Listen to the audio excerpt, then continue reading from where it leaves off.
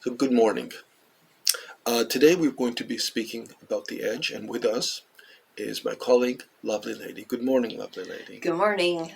How are you, John? You're very chirpy this morning. So first we start by asking the question, what is an edge? In life, you've got an edge, or else all you're doing is seeking the greater fool. So what does that mean? In trading, it refers to some special insight or some inside information that helps push the odds in your favor. Well, how does that apply to our day-to-day lives? Well, so now ask yourself, what is my edge in life? What is it that I do that helps me to win more than I lose? Is it working harder? Is it working smarter? Is it who I know, my connections, for instance? Is it a distinctive style that appeals to some people? And the thing is that if you cannot think of what your edge might be, that's also useful, because if there's no way in which you stand out from the crowd, what is actually keeping you afloat? Well, when you put it that way, I really could not tell you. Well, exactly, and that's really the point to elicit that response, because essentially it has to be one of two things, or fall into one of two categories. One, some built-in advantage, such as belonging to a certain class, a certain group, certain fraternity, for instance, or sorority, a certain clique, or even a certain race. Or it's really, as I mentioned before, seeking the greater fool, which translates to being a kind of player, or in common vernacular, a con man. Now, as stark as this seems, in a sense, the second option is far better and far more reliable than the first. Not palatable, but it's the case.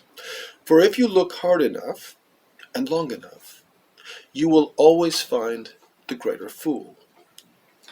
John, maybe you should share with our viewers something about your book. It's called Manifesting Your Passion.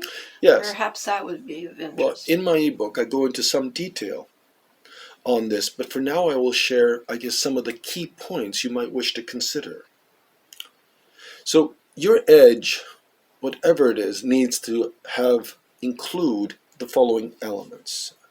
Number one, something that you can really connect with, something that you can be passionate about, something you can completely throw yourself into with every ounce of your being.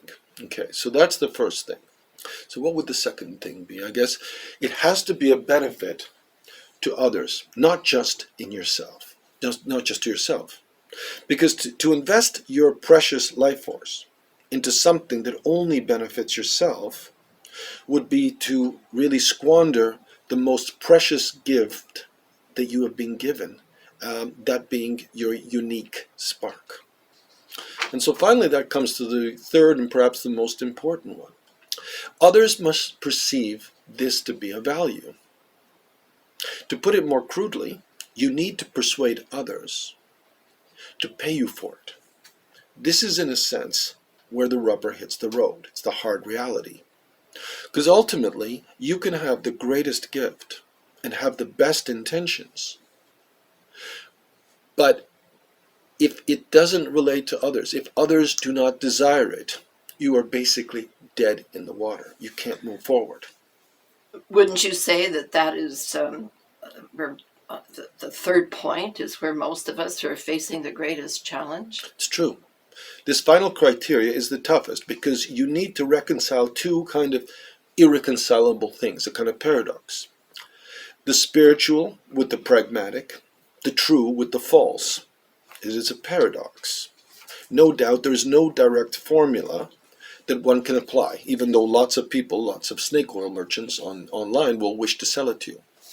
Having said that, it is achievable.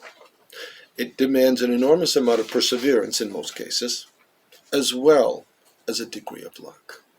So I think we're going to end it there for this morning. Thank you for being with us, lovely lady, and thank you, the viewer, as well. Goodbye.